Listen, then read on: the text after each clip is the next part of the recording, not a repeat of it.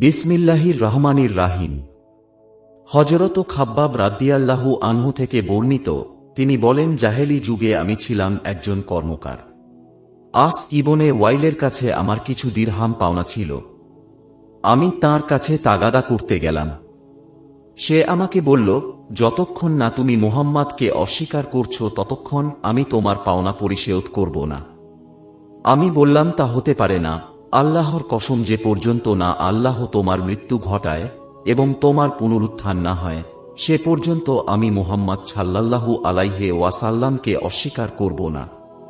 সে বলল, ঠিক আছে, যতক্ষণ না আমার মৃত্যু হয় এবং পুনরুত্থান না হয় আমাকে অব্যাহতি দাও। তখন আমাকে মাল ও সন্তান দেয়া হবে, এরপর তোমার পাওনা পরিশোধ করে দেব। এ প্রসঙ্গে এ আয়াত নাজিল হয়। তুমি কি তার প্রতি লক্ষ্য করেছ, যে আমার আয়াতসমূহ প্রত্যাখ্যান করে এবং বলে, আমাকে অবশ্যই ধন সম্পদ ও সন্তান সন্ততি দেওয়া হবে।